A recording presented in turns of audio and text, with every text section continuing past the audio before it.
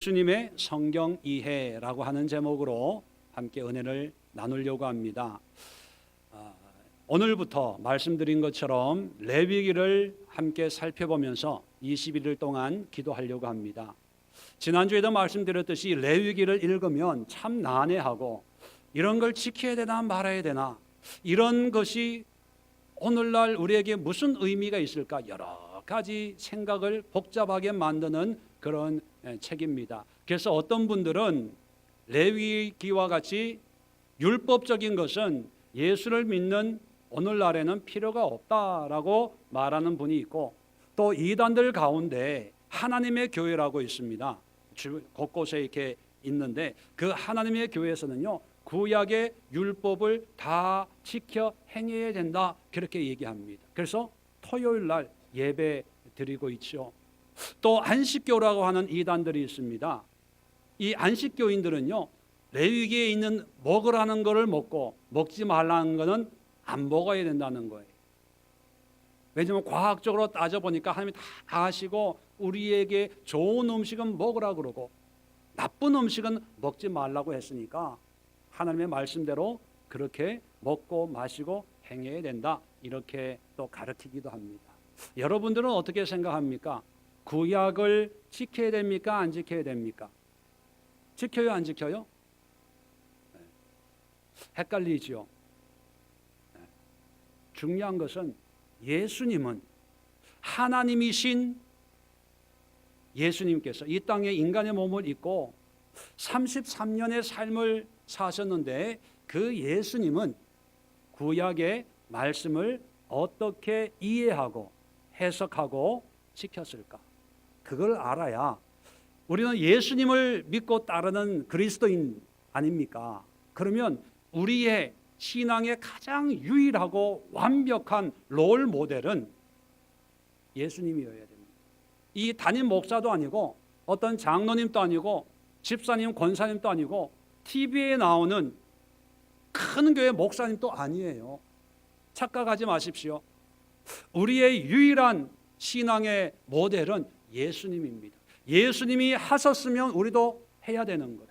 예수님이 안 하셨으면 우리는 해서는 안 되는 거예요. 오늘 말씀을 통해서 비록 일부분이지만 특별히 레위기를 중심으로 해서 예수님이 어떻게 이 말씀을 이해하셨고 순종하셨는가를 살펴보면서, 구약의 말씀이 우리에게 이런 의미를 주는구나.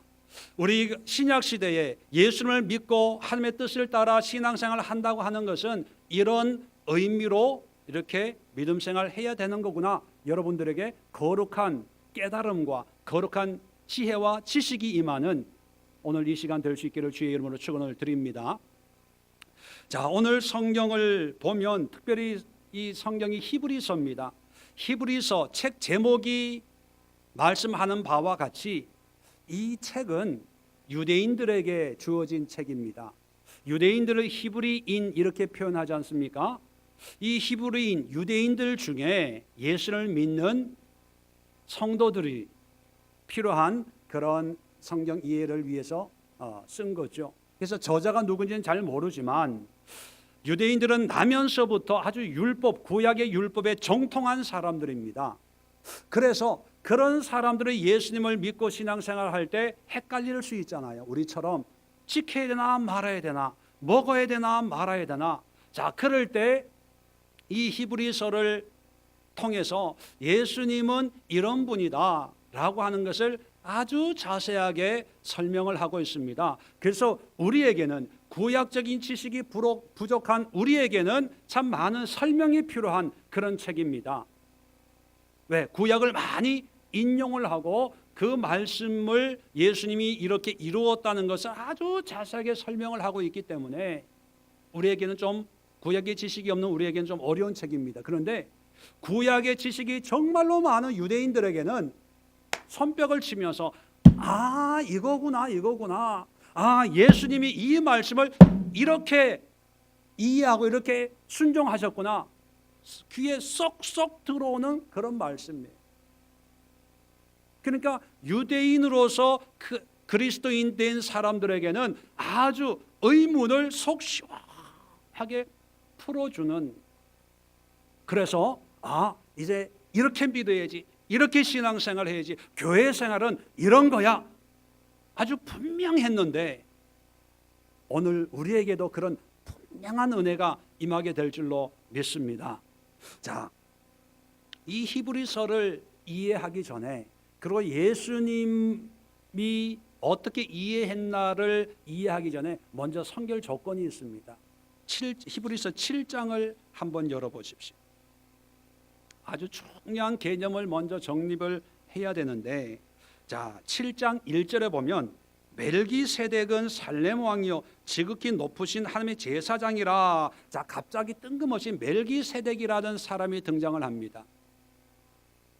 자, 이 사람은 어떤 사람이냐? 3절에 보니까 아버지도 없고 어머니도 없고 족보도 없고 시작한 날도 없고 생명의 끝도 없어 하나님의 아들과 닮아서 항상 제사장으로 있느니라. 부모도 없어요. 그렇다면 이분은 태어난 분이 아니라는 거예요. 시작도 날도 없고 끝도 없다. 알파와 오메가. 누구를 연상시킵니까? 예수님, 하나님을 연상시켜요. 그래서 하나님의 아들과 닮아서 항상 제사장으로 있다는 거예요. 이게 뭐냐? 창세기 14장에 보면 아브라함이 전쟁을 하고 돌아올 때 이 멜기세덱이 갑자기 나타나서 아브라함을 축복해 주었어요. 그분이거든요. 이 멜기세덱이 누구냐? 바로 하나님이에요. 이 하나님이 물론 영이신 하나님이기 때문에 이 멜기세덱이라고 하는 것은 어떤 사람의 모습, 현현이라고 표현합니다. 어떤 인간의 가시적인 모습으로 하나님이 잠깐 나타나 보여주시는 거죠. 그분이 바로 멜기세덱이라는 분입니다. 영원한 하나님의 제사장이에요. 왜 이 사람이 등장을 하냐 하면 예수님은 멜기세덱 이분의 이 후손, 이분의 계통입니다. 자, 11절 보십시오. 레위 계통의 제사 직분. 이 레위 계통의 제사 직분이라고 하는 것은 레위인들, 아론의 후손들로 말미암는 사람을 통해서 예배를 인도하도록 하나님이 특별히 정해놓은 사람들을 얘기하는 거예요.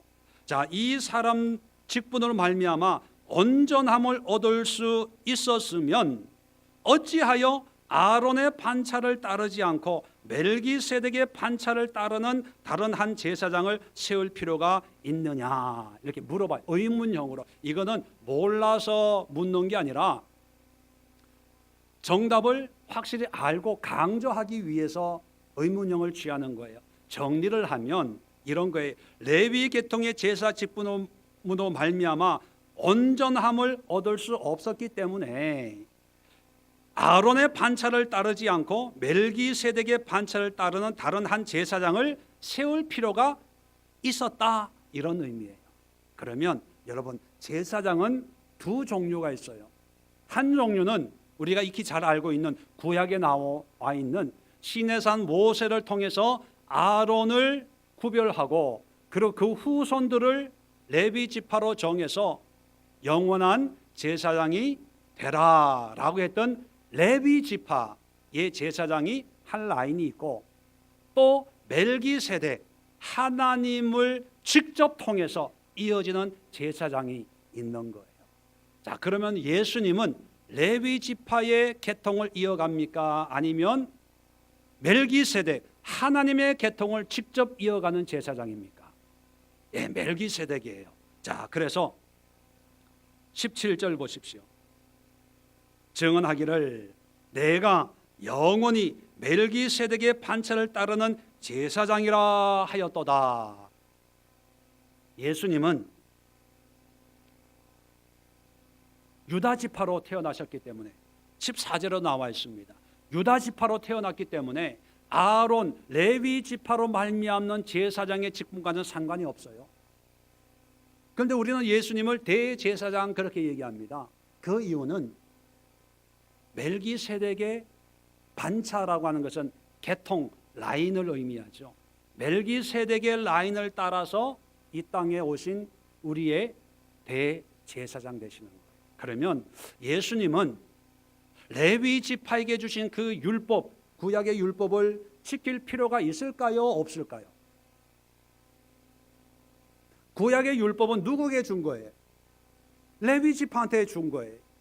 아론은 옷을 이렇게 입고, 아론의 아들들은 제사장 옷을 입고 이렇게 해라 저렇게 해라, 피를 흘리고 각을 뜨고 피를 뿌리고, 이건 레위 지파 사람들에게 준 거거든요. 그러니까 레위 지파 사람들은 누구나 예외 없이 이것을 지켜서 행해야 됩니다. 그런데 예수님은 레위 지파가 아니기 때문에 이걸 지킬 필요가 없는 거예요. 하나님 멜기세덱의 계통을 이어가는 지파기 때문에 분이기 때문에 멜기세덱, 다시 말하면 하나님의 뜻을 그대로 지켜 행하면 돼요. 그죠? 그런데 예수님은 이 율법을 지켰어요. 왜냐하면 지킬 필요가 없는데, 율법을 지킨 것은 율법 안에 뭐가 있기 때문에? 하나님의 뜻이 있기 때문에. 자, 그렇다면 우리도 왕 같은 제사장, 그렇게 베드로전서에 말씀하고 있죠. 여러분 모두가 제사장이에요. 그러면 제사장이면 레위 지파 계통을 따르는 제사장입니까? 멜기세덱을 통해서, 예수님을 통해서 따르는 예수님의 반차를 따르는 제사장입니까? 네, 분명 예수님이에요. 그런데 어떤 몰지각한 목사님, 부흥 강사들은 이 목사가 뭐라고 가르쳐요? 구약의 거룩한 레위 지파 제사장이라고 가르쳐요. 하나님의 제사장이 거룩하니까 좋은 옷 입어야 되고, 좋은 거 먹어야 되고, 대접받아야 되고, 뭐 이따위 엉터리 얘기를 해요. 그런 얘기 들어보신 분만 하면 많이 없어서 다행이네요. 여러분, 이 주의 종, 그 개념이 뭐냐면, 구약의 거룩하게 백성들의 죄를 위해서 하나님 앞에 그 죄의 대속을 하는 그런 제사장, 그 노릇하기 위해서 하나님이 세운 게 아니에요. 그 신분이 아니라는 거예요. 목사도 그렇고 여러분도 그렇고 우리는 그런 레위 지파 율법적인 제사장으로 부름받은 것이 아니라 멜기세덱을 통해서 육신을 입고 이 땅에 예수님을 통해서 그 예수님을 믿음으로 말미암아 그분의 자녀, 백성이 되어서 다 누구나 예외 없이 성별을 불문하고 사회적인 지위, 고하를 불문하고 다 왕 같은 제사장이다, 이렇게 우리를 세워주신 거예요. 그러면 우리는 늘 예수님의 반차를 따르는 그런 신앙생활을 해야 되는 거예요. 그래서 기독교를 기독이라고 하는 그 말이 한문으로 그리스도를 음차한 거예요. 그 음을 한문으로는 그리스도라는 말을 쓸 수가 없어요. 그래서 기독이라는 말이 그리스도라는 말이에요. 뭐냐면 그리스도이신 예수님을 닮아가고 따라가고 흉내내고 예수님만을 믿는 그런 사람들이라는 뜻이에요. 자, 그렇다면 우리는 율법을 지켜야 되나 말아야 되나 이걸 머리로 생각하지 마시고 예수님은 어떻게 했나를 보고 예수님이 하신 대로 우리도 하면 되는 거예요.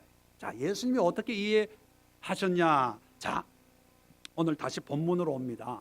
본문으로 오면, 자, 우리에게 10절입니다. 제단이 있는데 장막에서 섬기는 자들은 그 제단에서 먹을 권이 없나니 이는 죄를 위한 짐승의 피는 대제사장이 가지고 성소에 들어가고 그 육체는 영웅밖에 불사름이라.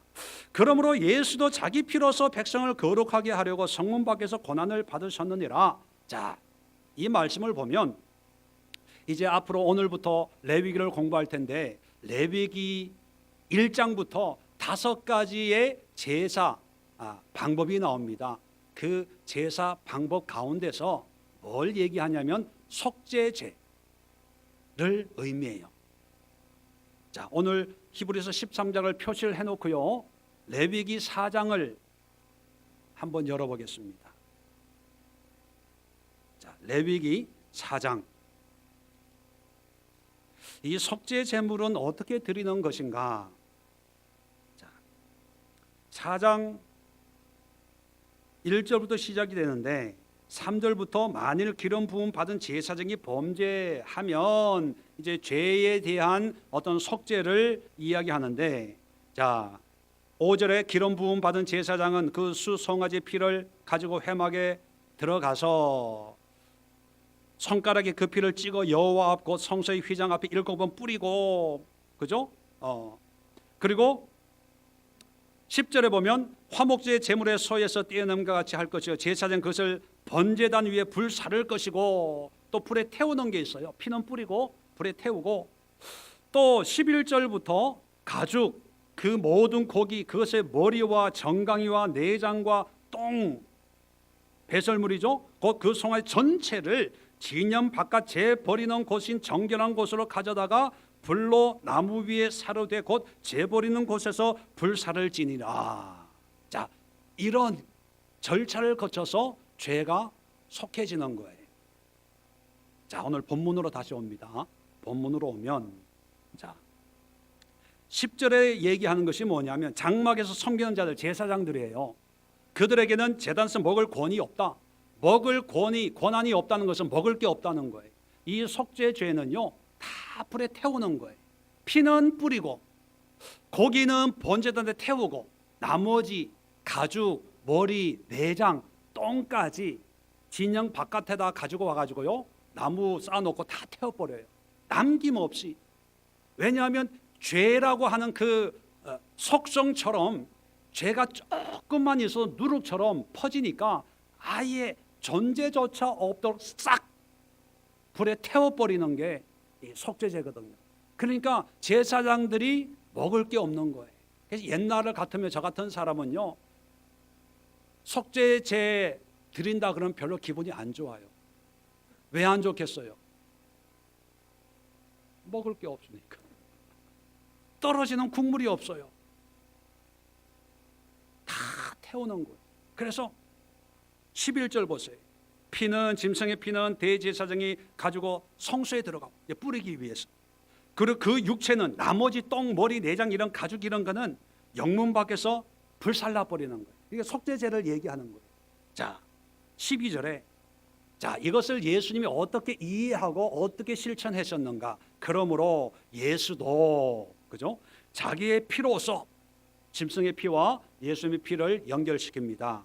피로서 백성을 거룩하게, 자, 거룩하다는 것은 죄를 없애주는 그런 제사를 드린다는 거예요. 자, 하는데 자, 어떻게 하셨냐? 성문 밖에서 고난을 받으셨느니라.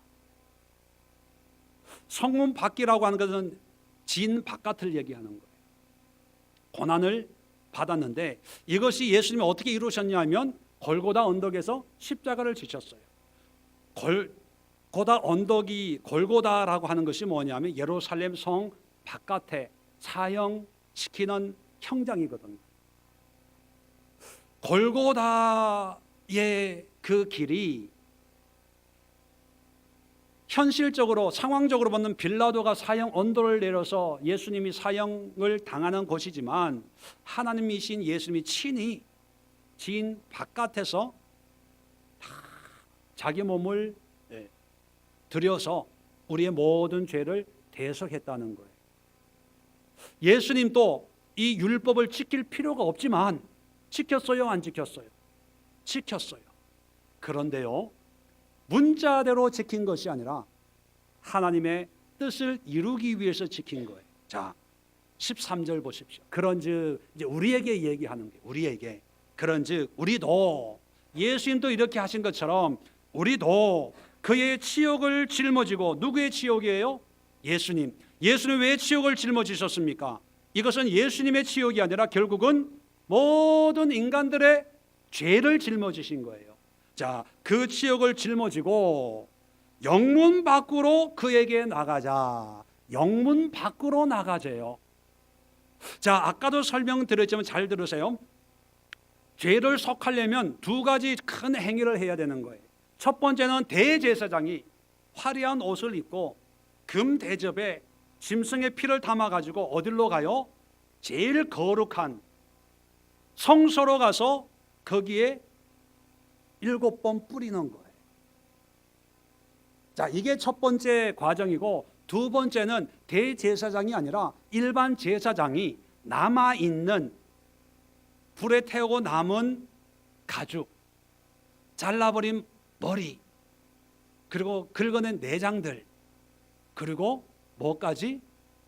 배설물, 똥까지 다 긁어 모아가지고 이것은 어디서 태워요? 진 바깥에. 그래서 어떤 학자들은요, 성막이 이스라엘 진영 제일 가운데 있고 12지파가 사면에 돌아가면서 있잖아요. 그런데 이 성막에서부터 진 바깥까지 적어도 7km는 됐다, 이렇게 얘기합니다. 왜요? 200만 명이나 되는 사람들이 텐트를 치고 사니까 뭐 왔다 갔다 출입문도 내야 되고 하다 보니까 얼마나 넓게 퍼져 있겠습니까? 그러니까 7km를 그거 가지고 걸어와 가지고 불 태우는 거예요. 자, 그럴 때 내 죄를 대속하기 위해서 제사장에게 제물을 드렸을 때 사람들은 누구에게 관심을 가질까요?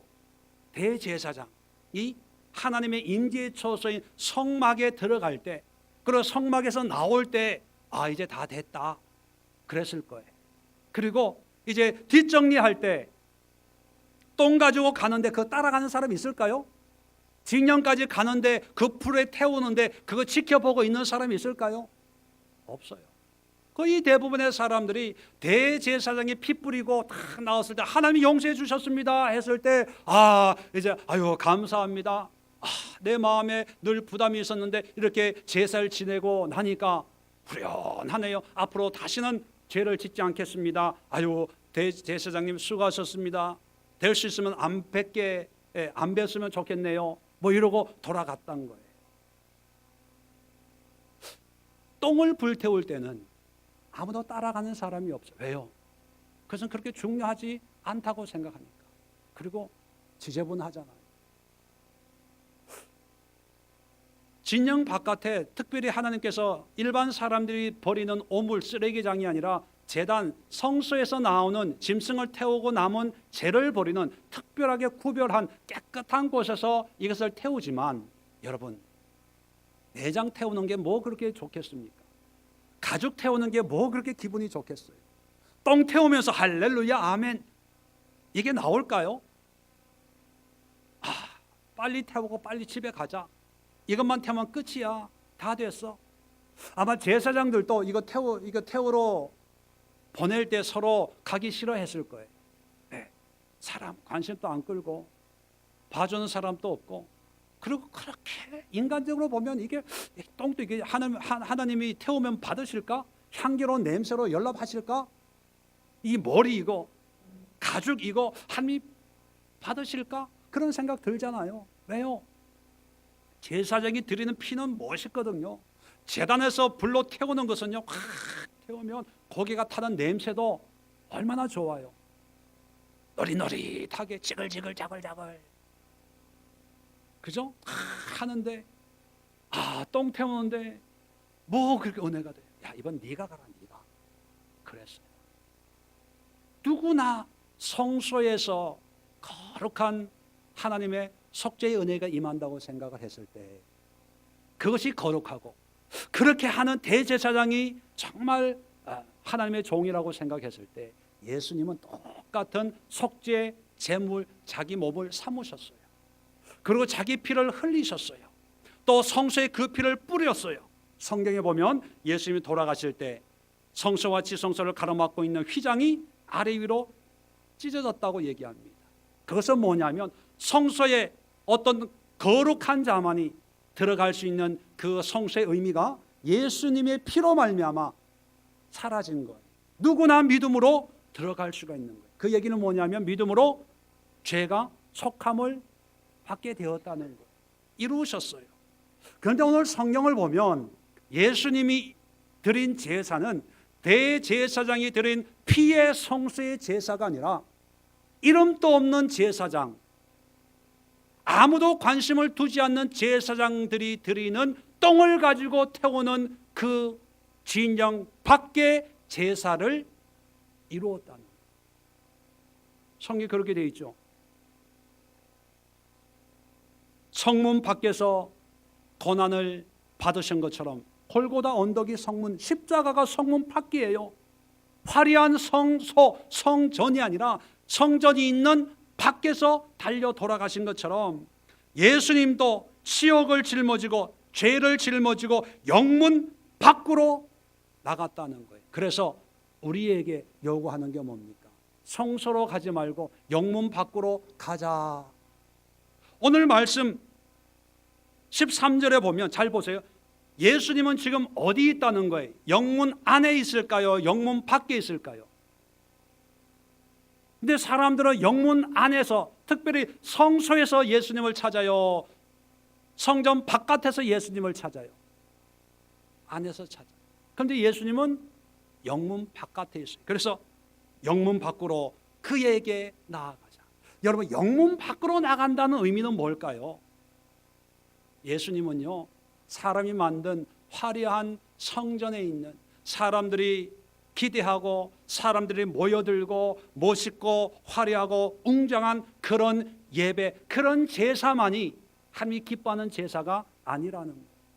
물론 그것도 하나님이 허락하시면 드려야죠. 솔로몬의 성전처럼 내 눈과 귀가 여기에 있을 것이다. 그런데 그 전제는 뭔지 아세요? 화려한 성전이기 때문이 아니라 그 성전에서 하나님을 섬기는 사람들이 온전한 믿음이기 때문에 그런 거죠. 그런데 또 하나의 속죄의 제사가 있습니다. 영문 밖의 제사예요. 이건 제물도 그렇게 번듯하지를 않아요. 이것은 대제사장이 드리는 예배도 아니에요. 신참 제사장이 드리는 그런 예배일 수 있습니다. 이것은 사람들이 그렇게 즐겨 찾는 곳이 아니에요. 오히려 왔다가도 도망가는 곳이에요. 예배 드리는 장소도, 성소는 화려한 거룩한 곳 아닙니까? 근데 재 버리는 곳이에요. 성소에 재를 버리는 곳이지만 한마디로 얘기하면 뭐예요? 쓰레기장이거든. 쓰레기장. 아무도 가기 싫어하는 곳이. 그리고 구약에 보면 영문 밖, 진영 밖은 불결한 곳이라고 여겨집니다. 그래서 죄 지은 사람은요, 영문 밖에 있어야 돼요. 피부병 걸리고 나병 환자 같은 사람들은요, 불결하다고 해가지고 영문 밖에 내쫓김을 당해야 됩니다. 그런 곳에서 예배 드려야 돼요. 그런데 여러분, 예수님은 어떤 예배를 드렸냐? 성소의 예배가 아니라 영문 밖의 예배. 그렇다면 우리도 오늘 히브리서에 나온 것처럼 우리도 화려한 성소로 가야 됩니까? 사람들이 찾지 않는, 냄새나고 추하고 더러운, 그럼에도 하나님이 깨끗하게 정결하게 구별해 놓으신 영문 밖에서 예배 드려야 됩니까? 예, 영문 밖이죠. 그런데 현실적으로 사람들은 화려한 성소의 예배를 찾아요. 영문 밖에 지저분하고 더럽고 똥으로 드리는 예배를 찾아요. 어떤 예배를 찾아요? 아니, 어떤 예배를 찾냐고 묻지 말고 여러분들은 어떤 예배를 찾았어요? 솔직하게 어떤 예배를 찾았어요? 아, 이 교회에서 예배 드리는 게 이게 좋고 저게 좋고 저게 좋고 저게 좋고 나 여기서 은혜 받았어. 또 다른 교회 가가지고 이것도 불편해, 이것도 불편해, 이것도 불편해. 그래서 나하고 안 맞아. 여러분, 신앙의 초신자들은 그럴 수 있습니다. 초신 모르니까, 하나님의 의도를 모르니까. 그런데 어느 정도 적어도 신앙생활 5년 이상을 하셨으면요, 그리고 교회생활 제대로 하고 설교 제대로 듣고 성경 제대로 읽어봤으면 이제 우리의 예배 처소가 내가 좋은 곳이 아니라 하나님이 필요로 하는 곳으로 가야 되는 거예요. 사람들이 모여드는 곳이 아니라 오히려 사람들이 외면하는 곳으로 가야 되는 거예요. 화려하고 멋있고 은혜로운 곳이 아니라 초라한 곳, 사람들이 외면하는 곳, 사람이 싫어하는 곳, 피하고 싶은 그런 곳으로 가야 되는 거예요. 이제 우리는 좋은 곳을 찾는 것이 아니라 불편한 곳을 찾아가야 되는 거예요. 왜요? 예수님이 그렇게 하셨습니까?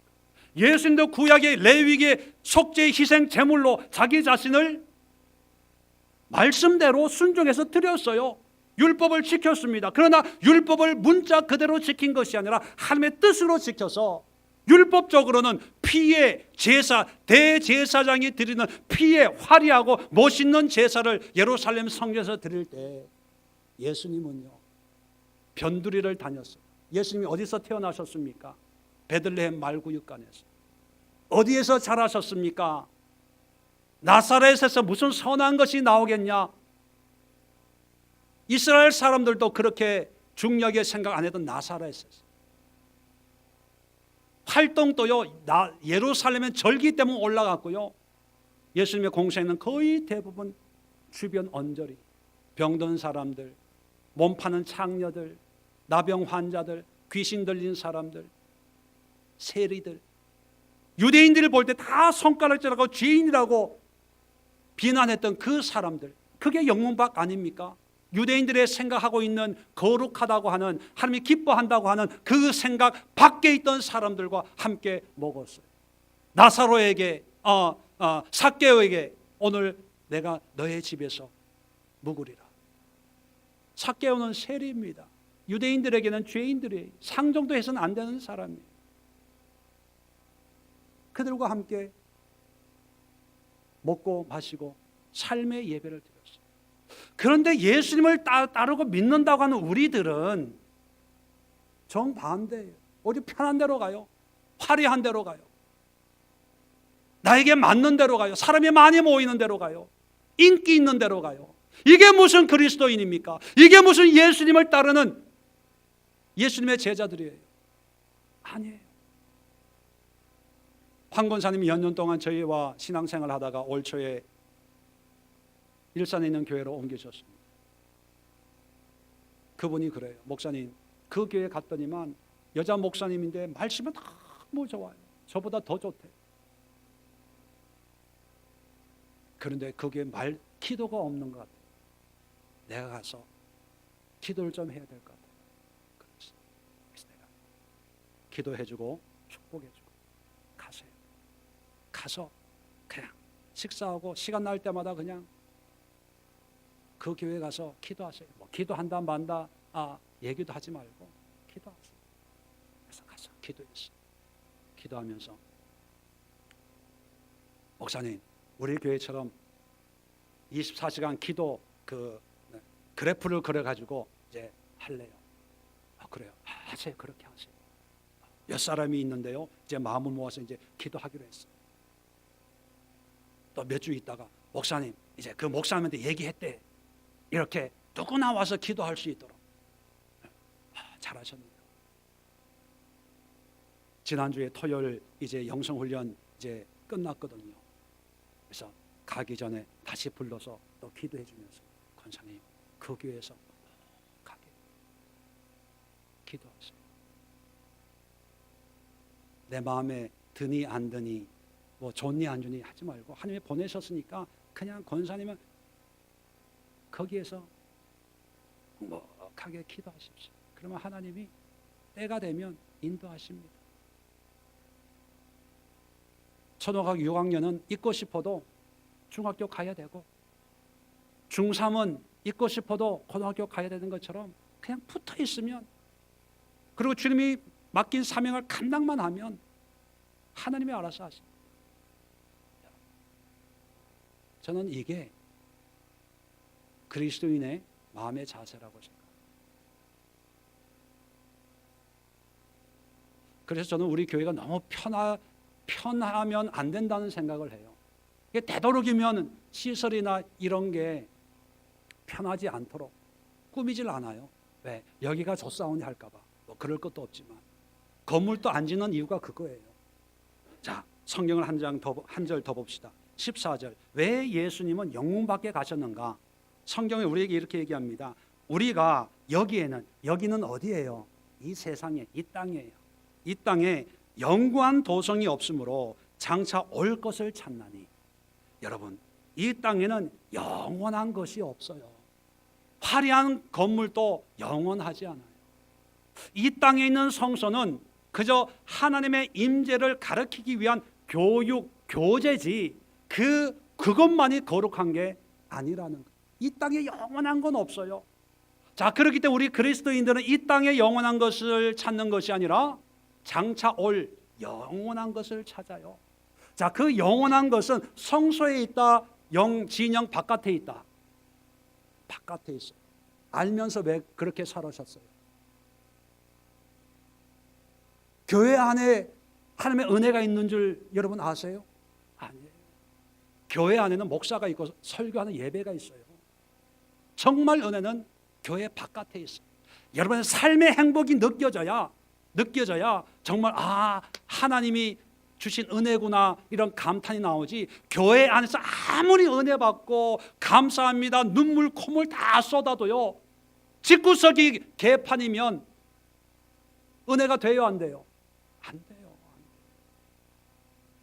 그러니까 집에서 할 수 없는 일을 그냥 위로 삼고 싶어서 교회 안에서 뭔가 은혜를 찾고, 목사님 나 사랑 좀 해주세요, 성도님들 나 좀 아껴주세요, 보살펴주세요, 잘한다 잘한다 칭찬 좀 해주세요, 다 그런 마음을 가지고 교회만 모여 있으니까 교회 와가지고 다 교회에 여러 가지 문제가 있는데 그 문제의 핵심이 뭔지 아세요? 사랑 싸움이에요. 사랑 싸움. 누가 사랑을 더 받냐 덜 받냐 이 싸움이에요. 왜 교회 안에서 사랑 싸움을 할까요? 하나님의 사랑을 못 받으니까, 영문 밖으로 나갈 생각을 안 하고 있으니까, 다 같이 교회 안에서만 100명이 있으면 100명이 사랑을 찾고 있으니까 싸움 날 수밖에 없죠. 예수님은 우리에게 영문 밖으로 나가라고 얘기합니다.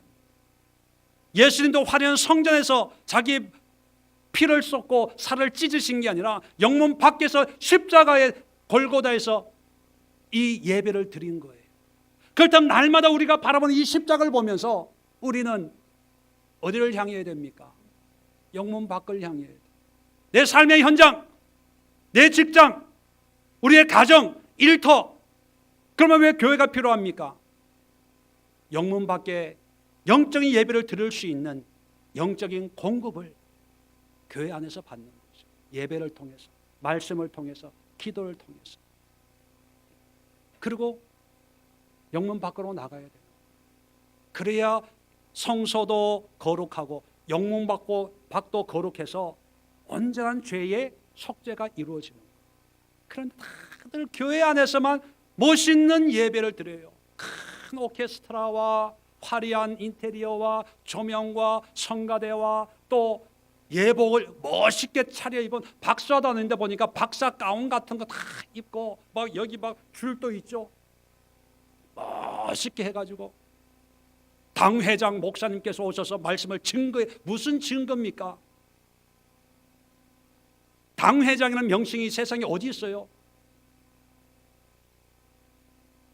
거기에 하나님의 은혜가 있고 이곳에 하나님의 영광의 은혜가 오늘 예배 드리신 분들에게 모든 죄를 오늘 대속해 주셨습니다. 믿으십니까? 아멘.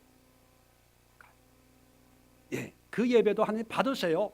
무조건 안 받는 게 아니라 신령과 진정을 드리는 예배만 받죠. 그런데 또 하나의 예배가 남아 있는 거 아시죠? 피로 지성소에 들어가서 뿌리는 걸로 끝나는 게 아니라 그 다음에 예배가 있어요. 그 다음에 예배, 영문 밖에 가서 똥으로 드려요. 잘려져가 눈 벌겋게 뜨고 있는 소 머리 들고 예배 드려요. 기름이 덕지덕지 묵은 가죽 질질질질 끌고 가가지고 그거 불에 나무 위에 올려놓고 예배 드려요.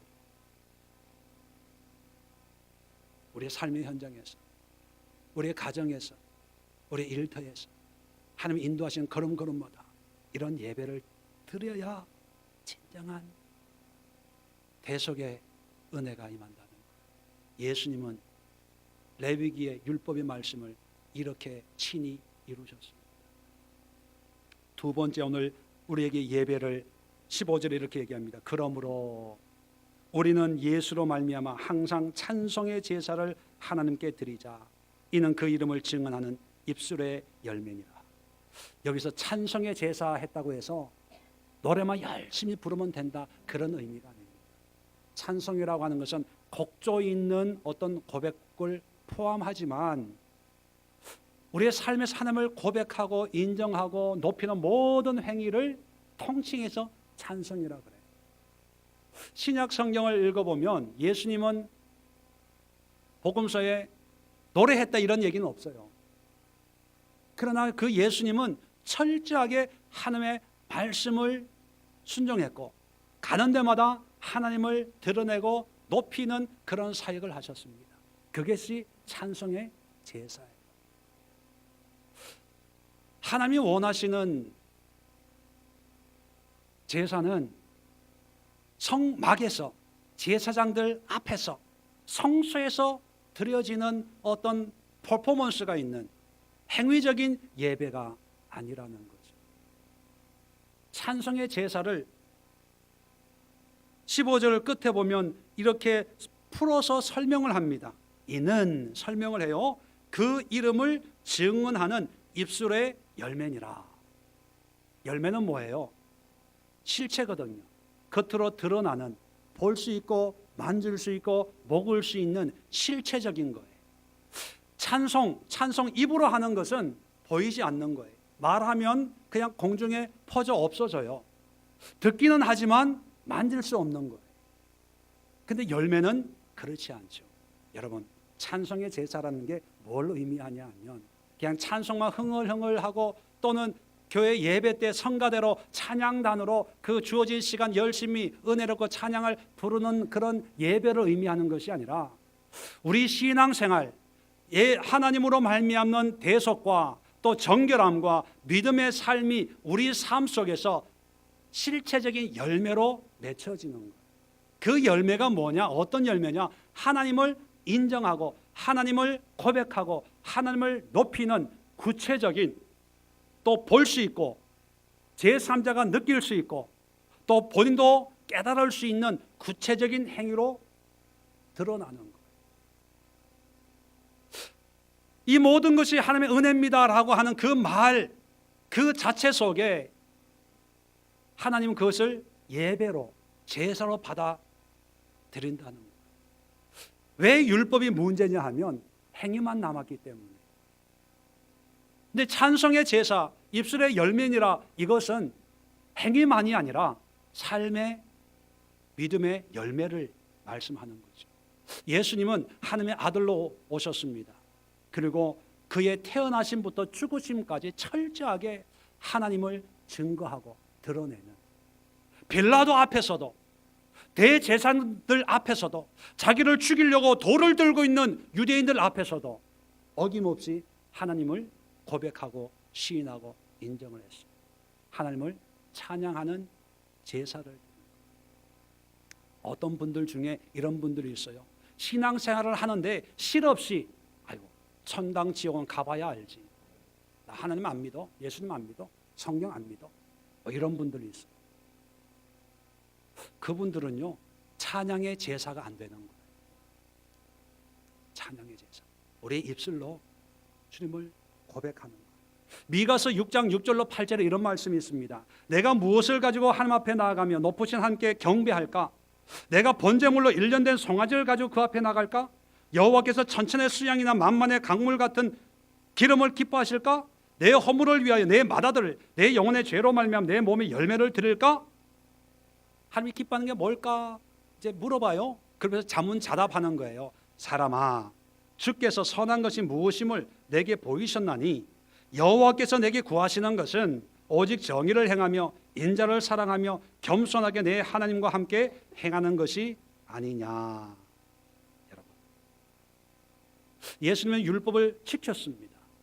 그런데 율법의 행위대로 먹고 마시고 입고 행하고 이런 걸로 지킨 것이 아니라 율법의 의미를 깨닫고 그 율법의 의미대로 환난과 핍박과 고난과 역경 속에서도 하나님을 찬양하고 고백하고 하나님을 예배하고 함께 기도하는 찬양의 제사를 드렸습니다.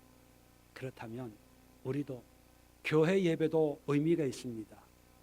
정기적인 공적 예배도 의미가 있습니다. 그러나 더 의미가 있는 것은요, 여러분 삶 속에서 여러분의 입술로, 여러분의 손으로, 여러분의 발로, 여러분 마음과 생각으로 하나님을 시인하고 인정하고 높이고 하나님을 경배하는 찬양의 제사를 드리십시오. 우리 교회도 찬양팀이 있지만 찬양팀 준비를 위해서 드리는 그것만이 찬양의 제사가 아니에요. 전도하는 것도 예수 한번 믿어봐. 성경 한번 읽어봐. 나는 읽어봤더니 하나님이 이런 은혜를 주셨어. 그 말 한마디 한마디. 예수님을 증언하고 하나님을 증언하는 그 말 한마디 한마디가 바로 하나님이 찾으시는 찬양의 제사입니다. 그래서 여러분 말씀드리겠지만 레위기를 보면 제가 있으면 제물을 양을 끌고 와요. 그러면 그 양에게 내 죄를 위해서 안수하고 그 양은 누가 잡을까요? 누가 잡아요? 제사장이 잡아줄까요? 아니면 본인이 잡을까요? 본인이 잡아요. 왜 잡을까요? 얘가 나니까 내가 그 양을 목을 따야 돼. 피를 흘려야 돼. 죽이면서 1년 된 수양 얼마나 이뻐요. 1년 된 수양 얼마나 귀여워요. 안고 이렇게 다니는 거잖아요. 그걸 내 손으로 죽이고 가죽을 벗기고 각을 떠요. 그래가지고 그걸 제사장한테 주면 그 제사장이 그걸 받아가지고 이제 불에 태울 건 태우고 피 뿌릴 건 뿌리고 그렇게 하는 거예요. 여러분, 죄라는 게 그걸 한번 하면 그렇게 쉽게 죄 지을 수 없어요. 끔찍하거든요. 예배라고 하는 것은 제사장들이 다 하고 우리는 지켜보는 게 아니라는 거예요. 내가 그 예배에 철저하게 동참하는 거예요. 제일 아픈 사람이 누굴까요? 그 예배를 드리면서 본인 나. 그런데 오늘날 예배 드리면서 제일 애타는 사람이 누굴까요? 내가 돼버렸어. 아니 여러분들이 돼야 되는데, 그죠? 여러분들이 애타야 되는데 오늘 예배를 통해서 하나님 나에게 한 말씀만 하옵소서. 이 말씀이 내 삶을 변화시키고 이 삶이 나의 신앙을 변화시키고 이 삶이 지금 내가 신음하고 이 문제를 해결할 수 있는 기도의 열쇠입니다. 오늘 목사님 말씀을 통해서 반드시 나에게 주실 말씀을 전해 줄 줄로 믿습니다. 이러고 오셔야 되는데 룰루랄라 비는 왜 이렇게 오냐, 아이고 사지가 왜 이렇게 아프냐, 그리고 와서 졸아요. 졸면 처음부터 오늘 시간부터 시작해가지고 이 목사는 속이 타. 좀 빨리 오지. 여러분 굳이 여러분 들으라고 하는 얘기는 아니고 그저 나 혼자 하는 소리예요. 좀 빨리. 아유 속에서 하는 얘기가 입으로 나와버렸네. 아유 은혜 좀 받지. 뭐 잠자 어제도 터지게 잤는데. 그건 예배가 아니에요. 내 삶 속에서 내가 하나님을 인정하고 고백하고 순종하고 하나님의 뜻을 이루어가는 찬양의 예배를 드려야 돼요. 예수님이 구약의 말씀을 통해서 찬양의 예배를 친히 몸소 삶으로 우리에게 보여주셨습니다. 세 번째 예배가 있습니다. 계속해서 봅니다. 16절에 오직 선을 행함과 서로 나누어 주기를 잊지 말라. 하나님은 이 같은 제사를 기뻐하십니다. 자, 이 같은 제사 무슨 제사라고요? 선을 행함과 서로 나누어 주기. 많은 제사가 있는데 선을 행하고 나누어 주는 제사는 무슨 제사예요? 여러분 레위기를 우리가 공부하겠지만 이것이 화목제물입니다. 화목제물. 5가지 제사가 있는데 이 제사 가운데 제사장과 함께 주변의 이웃들하고 같이 나누어서 그 제물을 먹을 수 있는 제사가 화목제물이에요. 그래서 이스라엘 사람들이 제일 좋아하는 제사가 무슨 제사였을까요? 화목제물. 왜? 그게 먹을 게 있으니까. 나누는 거예요. 성경을 보면요, 화목제물을 드렸을 때 그 제물을 하루 이상 가지 못하도록 하셨고 어떤 제물은 이틀까지는 먹을 수 있도록 허락을 해주셨습니다. 그 얘기는 뭐예요? 3일까지 남겨두지 말라는. 그러면 소 한 마리 잡았어요. 그러면 이 소를 이틀까지만 먹을 수 있고 3일째는 부정한 것이 되기 때문에 이틀 안에 소 한 마리 먹으려면 어떻게 해야 됩니까? 다 불러야 돼요. 옆집 사람들 지파가 틀려도 다 불러가지고 이틀 만에, 하루 만에 다 먹어 없애야 되는 게 그게 화목제물. 자, 그런데 예수님이 성경에 로마서 3장 25절 보니까 이 예수를 하나님이 그의 피로서 믿음으로 말미암는 화목제물을 삼으셨대요. 요한일서 2장 2절에 그는 우리 죄를 위한 화목제물이니 우리만 위할 뿐 아니요 온 세상의 죄를 위하심이라. 예수님이 화목제물이 되셨어요. 그러면 이 예수님은 우리만 먹는 것이 아니라 여러 사람과 함께 나누어 먹어야 돼. 나누는 거예요. 나누는 거. 자, 그래서 사도행전을 보면 예수님을, 부활하신 예수님을 믿는 사람들이 누가 가르쳐 주지도 않는데 예수님을 찬양하며 예배할 때 나타나는 현상이 있어요. 두 가지입니다. 첫 번째, 음식을, 물질을 나누는 거였어요. 누가 그렇게 하라고 하지도 않았는데 가난한 사람이 있으면 나누는 거, 어려운 사람이 있으면 나누고, 또 내가 많은 게 있으면 교회 가지고 와서 골고루 나누어 주는 거. 두 번째, 복음을 나누는 거였어요. 말씀을. 유대인들은 자기만 구원받은 선민이라고 해서 이방인들에게는 말씀을 안 나눴어요. 하나님은 자기의 여호와 하나님이라고 생각을 했거든요. 그런데 예수님은 이 복음, 예수님이 여호와 하나님이라고 하는 것을 유대인뿐만 아니라 모든 사람에게 나누기 위해서 뭘 했어요? 전도를 한 거죠. 왜요? 예수님이 화목제물이니까. 자, 여기에 나오는 선을 행함과 서로 나누어주기를 잊지 말라. 하나님이 이 같은 제사를 기뻐하신다. 이것도 제사라는 거예요. 이것도. 예수님은 율법을 지켰습니다. 근데 율법을 문자적으로 행위적으로 지킨 것이 아니라 그 율법을 더 넓게, 깊게 모든 사람들에게 해당되는 그런 보편적인 그런 은혜로 자기의 삶을, 성찬할 때 예수님이 잔을 가지고 이것은 내 피다, 떡을 가지고 이것은 내 몸이다, 나를 기념해라. 그것은 뭡니까? 예수님이 피 한 방울까지, 몸 한 덩이까지 모든 사람의 속죄의 희생제물로, 화목제물로 내가 줄 것이다. 어떤 상징적인 의미거든요. 십자가에 달려 돌아가실 때 옷까지 로마 군인들 찢어가지고 가질 정도로 다 나누어 주신 거예요. 그리고 예수님이 부활 승천하시면서 이 복음을 땅끝까지 내 증인이 되라, 전해라. 이 복음을, 이것을 다 모든 사람이 알도록, 믿도록 나누라는 거예요. 나눔의 제사가 또 하나 남아있는데, 여러분, 그래서 초대교회 때는요, 누가 얘기하지 않아도 나눔이 실천이 됐습니다. 그런데 언제부터 문제가 생겼냐? 교회가 커지면서부터, 기독교가 공인되면서 로마에 큰 게 수천 명이 모여들면서부터 나눔이 불가능해진 거예요. 대신에 뭐가 강해지냐? 말씀 선포가 강해지는 거예요. 그런데 말씀 선포가 강해진 이유가 단 하나가 있습니다. 뭐냐면 제사장들의 권위를 세우기 위해서. 지금 하나님의 말씀을 나누는 거니까 거룩한 시간이니까 졸면 안 돼. 딴 생각하면 안 돼. 비록 어제는 달렸더라도 이 시간은 정신 차려야 돼. 달렸다는 의미 뭔지 아시겠죠? 경험 있는 분들은. 지금 거룩한 시간입니다. 주의 종인 신부께서 하나님의 말씀을 대언하십니다. 그러면서 말씀 선포에 어떤 중심은 가졌지만 나눔은 사라졌어요. 그러다가 오늘날 교회 안에도 교회가 커지다 보니까 나눔이 별로 의미가 없다고. 이 친교가 어떤 분들은요 귀찮아해요. 해도 그만 안 해도 그만. 우리 교회는 친교가 아주 돌아가면서 성심성의껏 잘해요.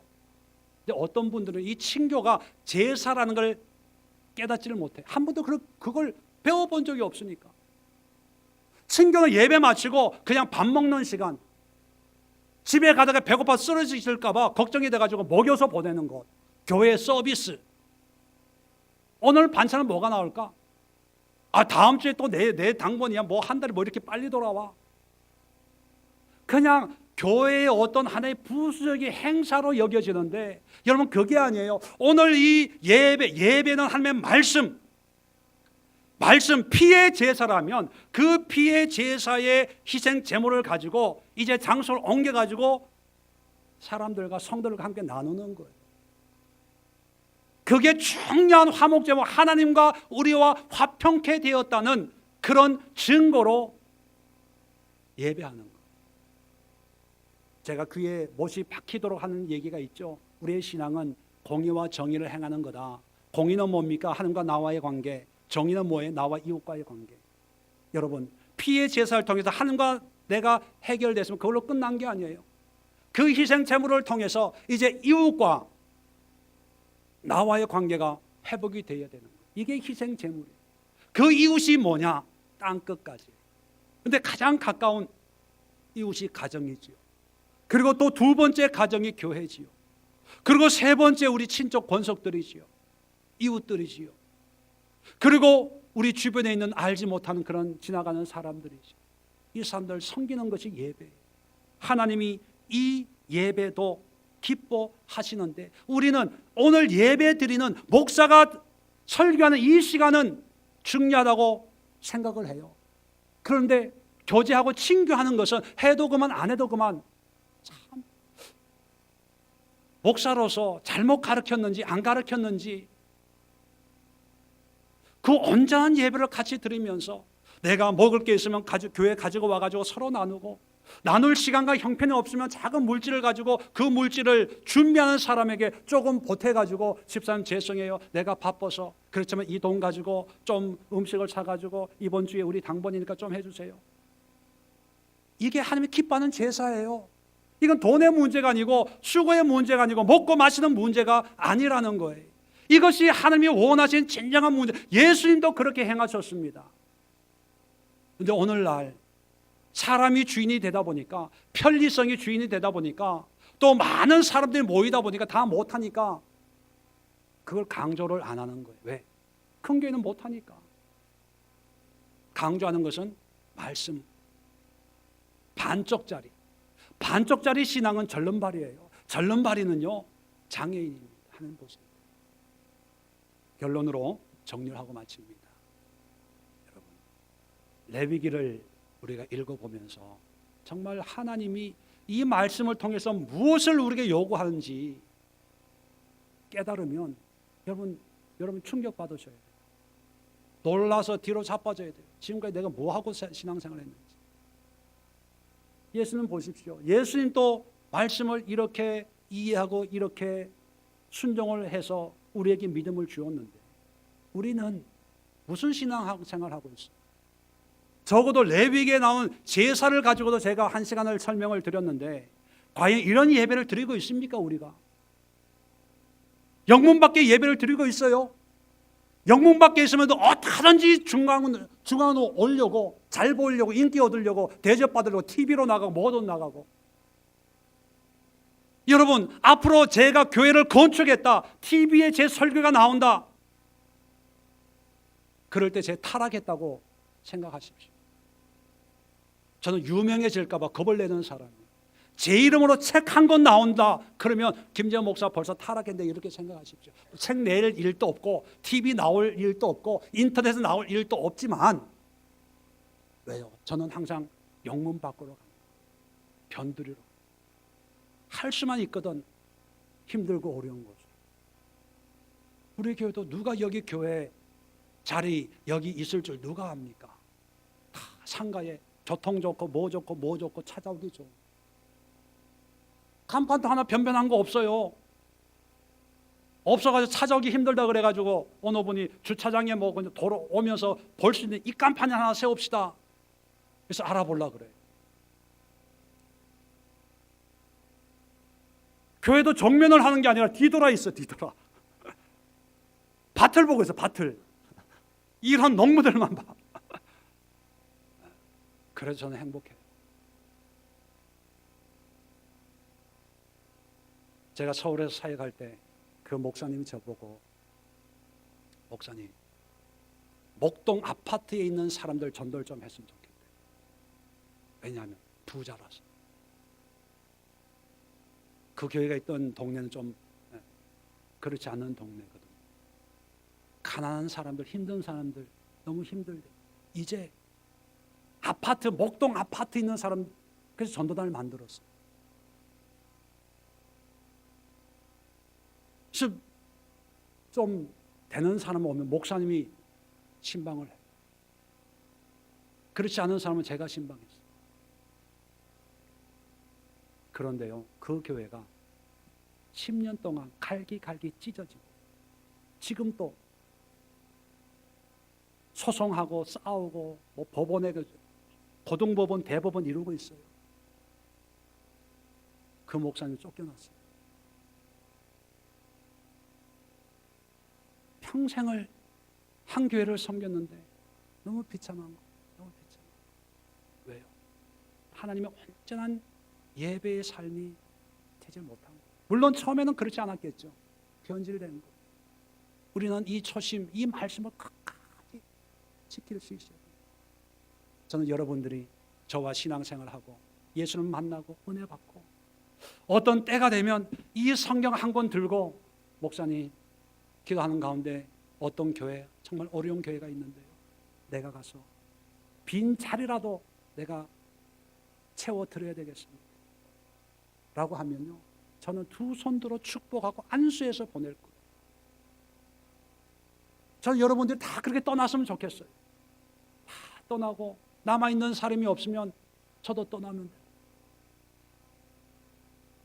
또 그런 걸 모르는 사람이 또 오면 그분들하고 또 씨름하고 또 가르쳐서 또 떠나고. 저는 여러분들이 빨리 깨닫고 빨리 만나가지고 하나님의 뜻이 바로 이거였구나, 이게 산 예배고 제사구나, 이것이 하나님의 마음이구나, 이것이 내가 받은 사명이구나, 이런 걸 빨리 깨달아서 정말 남들 가지 않는 거, 큰 교회 가지 말고 프로그램 좋다고 가지 말고